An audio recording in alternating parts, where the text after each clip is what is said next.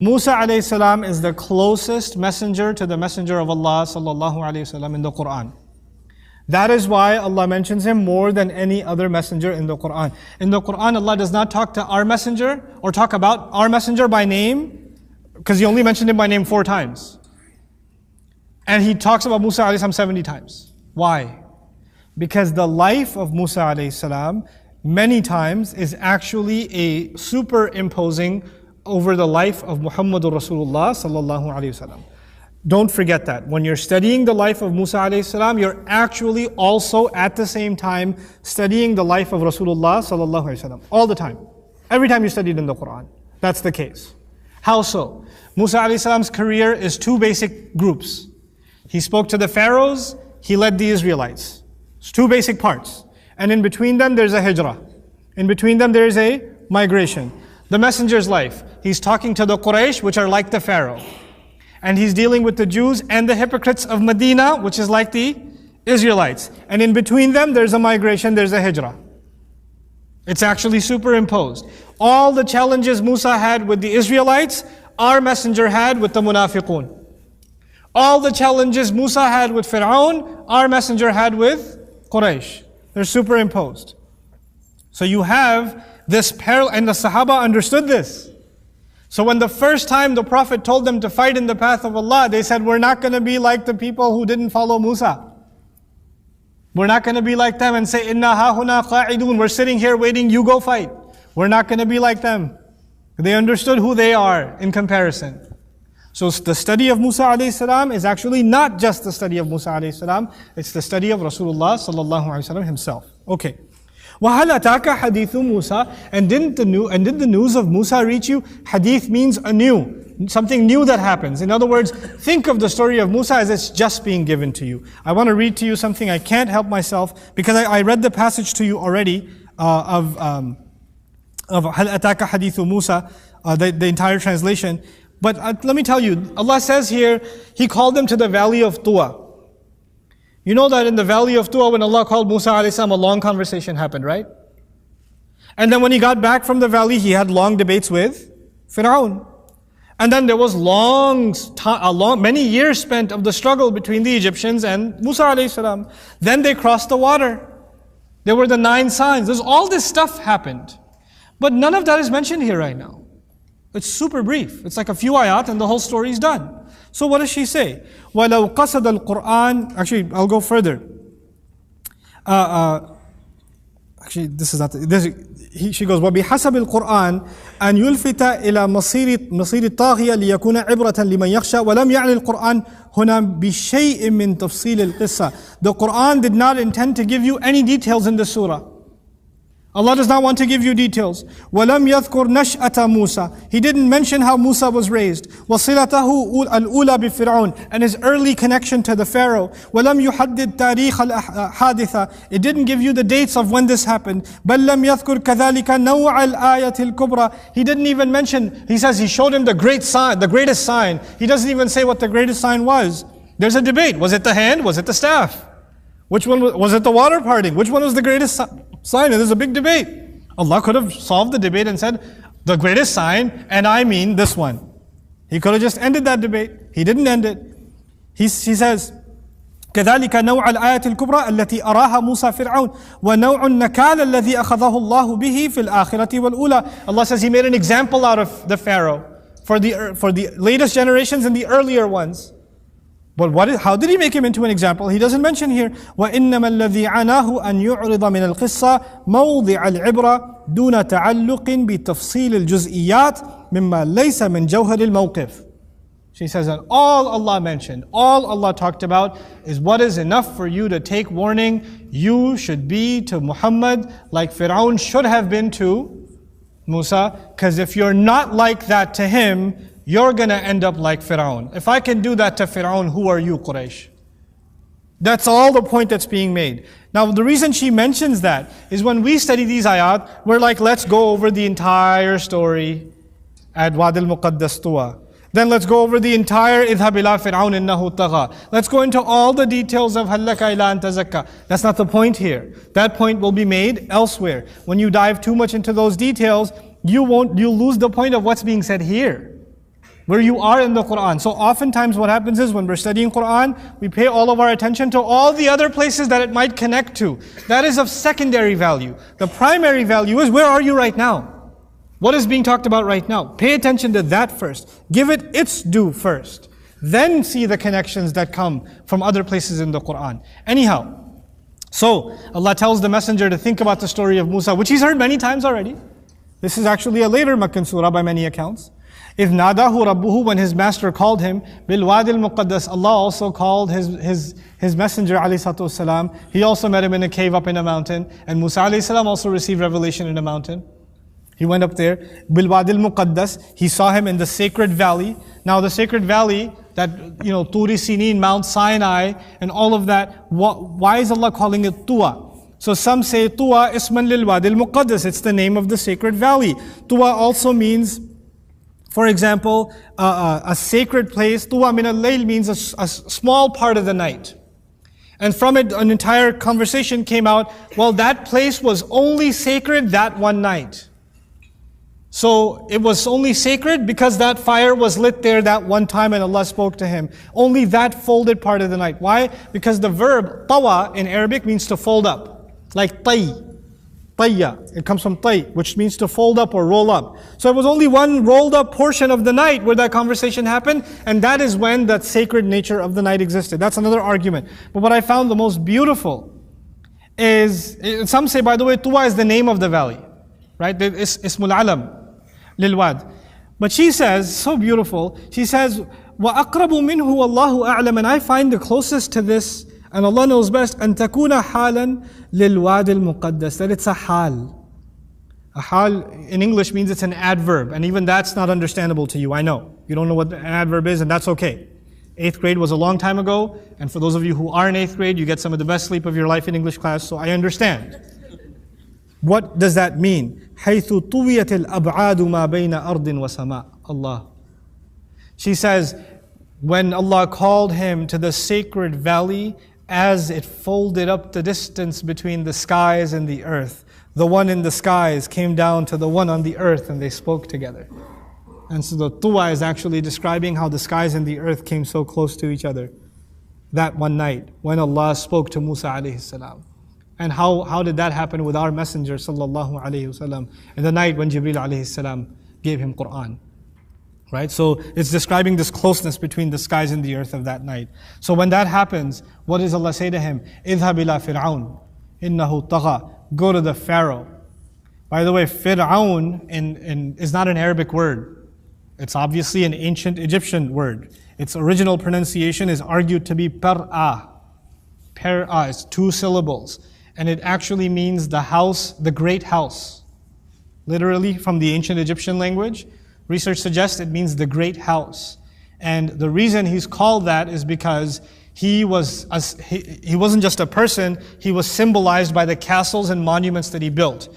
The pharaohs were losing many wars. And when they started winning wars, they wanted to instill fear into their enemies. So what they would do is they would build the most prominent buildings, like the pyramids, like the Sphinx and other structures and massive columns, especially on roadways where people traveled or on the banks of rivers. So when people would pass by their kingdom, they would see the most colossal buildings, and they were not just people to them, now they were giant houses to them. The pharaohs are like giant houses to them. And that's actually what helps you understand when his wife Asiya once escaped from him.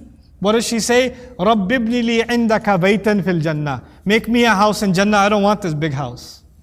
Make me a house in Jannah. It's actually a play on the word Fir'aun that she, وَنَجِنِي مِنْ فِرْعَوْنَ, which could be literally translated, and rescue me from the big house. From the Pharaoh, who's actually the big house, the castle. I don't want the castle. Subhanallah. Anyway, اذهب إلى فرعون. Go to the Pharaoh, go to the man in the castle. إِنَّهُ طَغَى.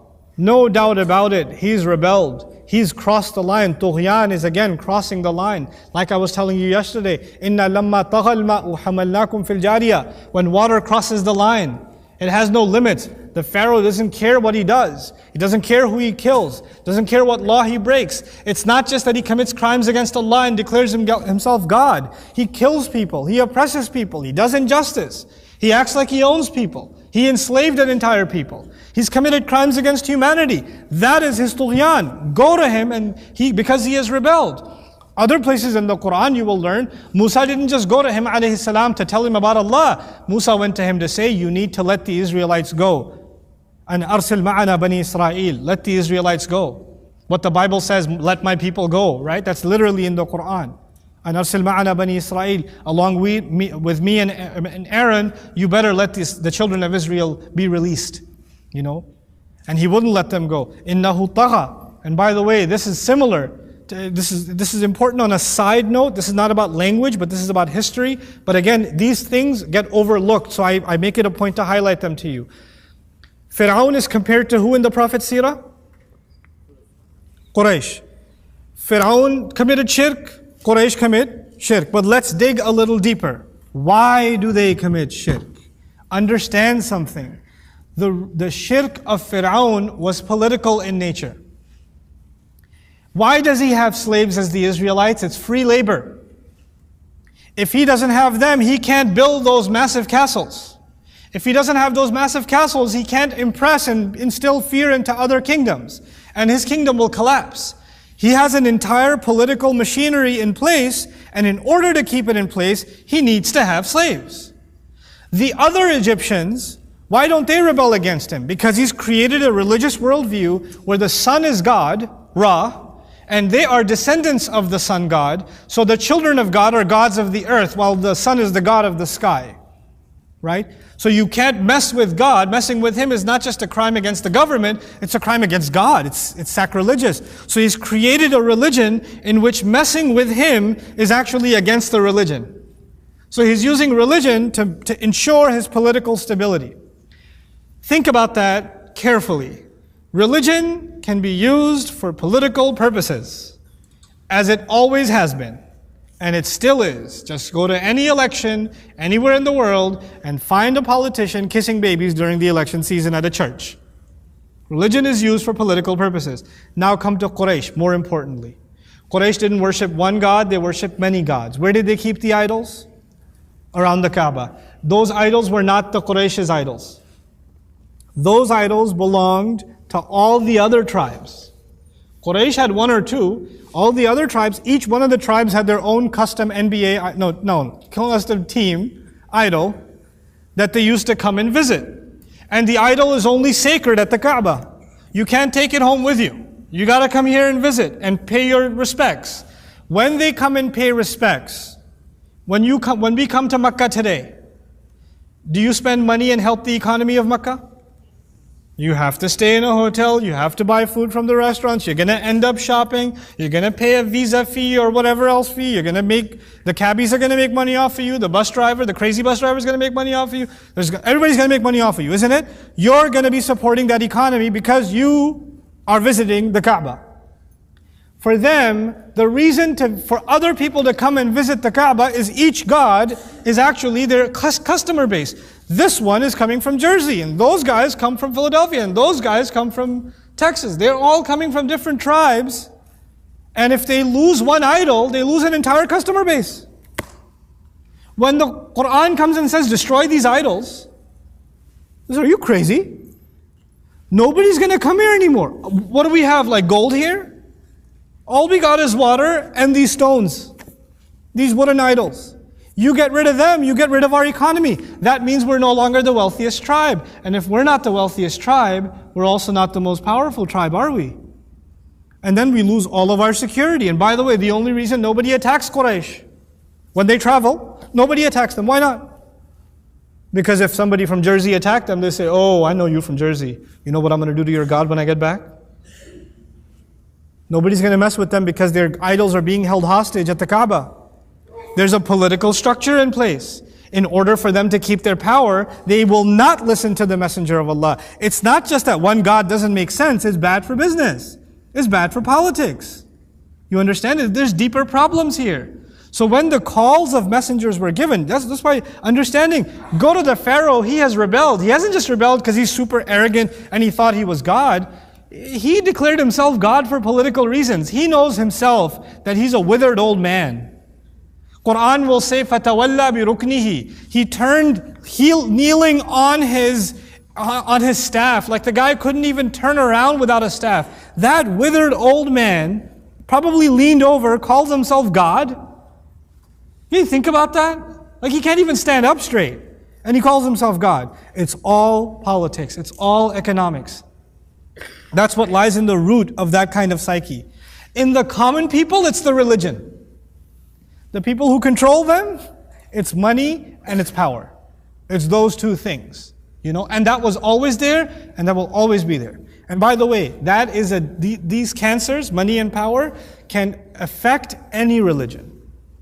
This cancer can infect Christianity, it can infect Judaism, and it can infect Islam. There can be people that turn Islam into two things, money and power. They can do that too. Islam is not immune from that. Quran, its careful study, keeps us from falling into that cancer, or to recognize that cancer if we already have it. Because the Israelites developed it. For the Israelites, religion became money and power. And Quran called out how it became that and how to cleanse yourself from it. So that's a side note that I wanted to mention to you, especially when it comes to the Pharaoh. These deeper ideas need to be thought about. اذهب إلى فرعون إنه طغى فقل هل لك إلى أن تزكى. And so Musa alayhi salam says to him, after all the political corruption and the spiritual corruption, at the end of the day, there's a principle in our deen that's so powerful, it's more powerful than any other principle. Only Allah judges. Only Allah judges. Ladies, only Allah judges. No, but I know what He's like. No, you don't. No, you can tell somebody's intentions. No, you can't, but I can. No, you can't. You don't know what's going on in anybody's heart. You don't know if they're a munafiq. You don't know if they're a hopeless case. You don't know anything. But you don't know what they said. Yeah, it doesn't matter what they said. The only one that has the right to judge is who? Allah. Look at what Allah told Musa to say. I'm going to go to the Pharaoh. Allah tells you go to the Pharaoh. Who is Pharaoh again? Calls himself God, kills babies every other year in the thousands, enslaved an entire people, murderous rampage, narcissistic, the greatest. Shaitan would want his autograph. If you go through the Quran, like that guy. Like the epitome of a bad human being in the Quran is the Pharaoh. You don't get worse than him. The greatest example of shirk, the greatest example of pride, the greatest example of materialism, the greatest example of attacking a messenger, causing lies, propaganda. You name any crime, this guy's done it. He's the top of the top. And yet, what does Musa go to say to him, alayhi salam? What did Allah tell him? When you go talk to him, what should you say? هَلْ لَكَ إِلَىٰ أَن تَزَكَّى. هَلْ لَكَ is actually a polite way of doing something. هَلْ لَكَ in Arabic back then and even now is would you please consider. Like, هَلْ لَكَ أَن تَأْتِيَ بِالْمَاءِ. Today, could you bring some water please? You don't even have to add min fadlik. You don't. هَلْ لَكَ has the politeness in it. Could you please consider that I may call you towards ila. It's not even هَلْ لَكَ أَن تَزَكَّى. Because the i'rab would be هَلْ لَكَ أَن تَزَكَّى. قال الله عز وجل هَلْ لَكَ إِلَىٰ أَن تَزَكَّى. I'm not even saying that you should become a good person. Would you please consider the possibility of heading towards a direction that might eventually make you a better person? Would you possibly consider that for yourself? The ilah is actually saying, I'm not even asking you to transform. I'm just asking, could you change your course just a little, just turn this way and pay attention? Just a little bit. التزكي بالعربية النمو في البركة والخير. To grow in goodness and to grow in blessings is tazakki. Zakat doesn't just mean purity. It means growth in blessings and growth in goodness. It's like Musa is inviting him, could I please interest you in you getting more blessings for yourself? Having a better life? Becoming a better human being? That's how the Pharaoh, baby killer, is spoken to. That's how he's invited. Musa alayhi salam, more than anyone else, knows how corrupt the Pharaoh is. He lived in his castle. He was supposed to be executed as a baby by Pharaoh's command. He has seen his brethren treated as slaves in that land. He escaped the oppression of the Pharaoh to get out and live in the land of Madian. He knows all too well what the Pharaoh is about. And yet Allah says, despite you knowing who the Fir'aun is, when you go to him, you're going to speak to him softly. Do you see the opposite picture being painted? Judgment Day, no mercy. Doors, the gates of punishment opened. The earth shaking. Horrifying scene. And while you're still here, invite them softly. Just هَلْ لَكَ إِلَىٰ أَن تَزَكَّى وَأَهْدِيَكَ إِلَىٰ رَبِّكَ. I might guide you. Could you consider that I might possibly give you some direction towards your master? Maybe. إِلَىٰ رَبِّكَ فَتَخْشَى. And even you might become someone fearful. You can turn around. You know how people say, it's too late for me, man. I've done way too much messed up stuff. You want to compare yourself with the Pharaoh? You want to compare yourself with Fir'aun seriously? Because you can't beat him. And Allah says there's a way back for him to Allah. وَأَهْدِيَكَ إِلَىٰ رَبِّكَ فَتَخْشَى. If Allah is all-knowing, Allah knew He's not coming back. But still, and Musa a.s. could have told Allah at the end of all that adventure, Ya Allah, you know He's not going to listen. Why are you getting me to go there, talk to the guy, give him da'wah, this, that? You know He's not going to listen anyway. Our job is not to decide what's going to happen with these people. Our job is to do what Allah told us. Our job is to deliver. And deliver with love. Deliver with sincere care. And Allah Azza wa Jal knew that He always had a choice. Allah didn't force him to go down the dark road. Allah actually wanted good for him too, like He created all human beings. And that's why He gave him the blessing of Musa alayhi salam. Through it, Quraysh are being told, who stands before you is a messenger from Allah, Muhammadur Rasulullah sallallahu alayhi wasallam. You are to Quraysh what Musa was to Fir'aun. You are a mercy to them. When they're not listening to you, and when they're making fun of you, they don't know who they're messing with. They're going to drown. They're going to drown. An attack is coming. So now we're getting into the second warning. The first warning was Judgment Day. The second warning is the nation itself shall be destroyed. So now we find, how did he respond? What did Allah even give him? فَأَرَاهُ الْآيَةَ الْكُبْرَى. Allah didn't just call him to a powerful, beautiful message. He also gave him the greatest miracle. Remember the sequence, and this is what we'll conclude with today. Islam, the call to Islam is two things. In order. The call to Islam is two things in order. The first call to Islam is for people to have a better life for themselves, to find purity, to find goodness. It's a call to goodness. It's a call to kindness. It's a call to mercy. It's a call to forgiveness. Forgiveness for yourself and forgiveness for your fellow man. Kindness and justice towards others. Taking care of others. Standing up against oppression. That's the first call of Islam. That should appeal to any decent human being.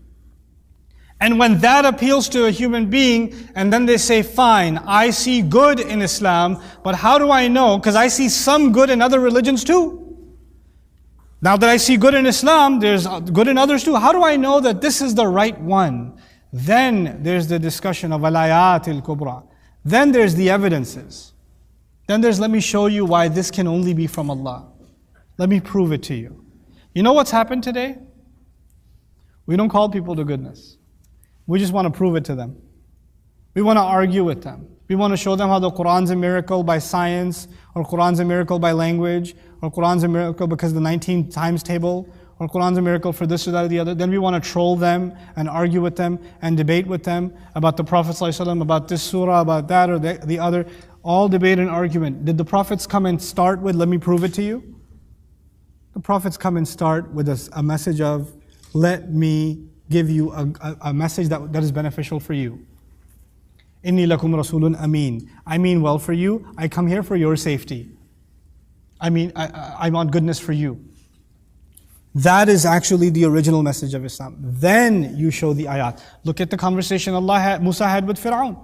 When Musa spoke to Fir'aun, he called him to goodness, called him to goodness, called him to goodness. He was about to throw him into jail, then he showed him the miracles. That debate part of the conversation was at the end. Not in the beginning. Not in the beginning. We have to internalize that. Islam is not a debate. Don't confuse debate with da'wah. Da'wah is not debate. This is da'wah. Go to the Pharaoh. And by the way, going to the Pharaoh means they're not going to come to the masjid, are they? You got to go to DC. You got to go to the Wall Street. You've got to go to them. Messengers had to go to bad environments. They had to be. Some of you work in bad environments. Some of you have businesses in bad environments. Some of you are universities in bad environments. Congratulations! You're supposed to be there. If you're not going to bring light there, who will? Allah made this ummah carriers of light. Light is only beneficial when there's darkness. You're like, I just want to be in an Islamic environment where everything's Islamic and there's no fitna. Well, what's the point of you being in this ummah if you don't want to be around fitna? You were chosen to be in this ummah because you are the only hope humanity has against fitna. You start running from fitna, you start running from tests, what hope does humanity have left? What other messengers are coming? You understand that? We can't run from society. We can't run from it. There's a reason every messenger in history was a minority. Every messenger and their followers were minorities when they came to their people and delivered a message. Prophets are different. Messengers, I'm talking about messengers. They were a minority. Even in Medina, people say, I wish I lived in Medina. It was such an Islamic time. Let me tell you something. The Muslims were a minority in Medina. Population-wise, we were influential, but we were a minority. Medina was a pretty messed up place most of the Prophet's life. Medina had brothels. Medina had bars and pubs. Medina had rampant drinking, prostitution. Medina had these things. Even while the Prophet was there, alayhi salatu wasalam. There were things cleaning up, but slowly. It wasn't what you think it was. It wasn't Medina Sharif yet. It wasn't very Sharif at all. You know? And that's the environment in which Allah sent His messenger, in which Allah sent His book. So we can't run from it. This is the message to Rasulullah ﷺ, and through it, it's a message to all of us. We, the ummah, are going to be in uncomfortable environments. And that is when we fulfill our purpose as an ummah. That's what we're there for. May Allah Azza wa Jal make us of those who fulfill the role that we are supposed to as the ummah of Muhammad Rasulullah sallallahu alayhi wa sallam. Barakallahu li wa lakum fil Qur'an al-Hakim wa nafa'ani wa iyyakum bil ayati wa dhikr al-Hakim. We'll pick up inshallah ta'ala from ayah 21 tomorrow.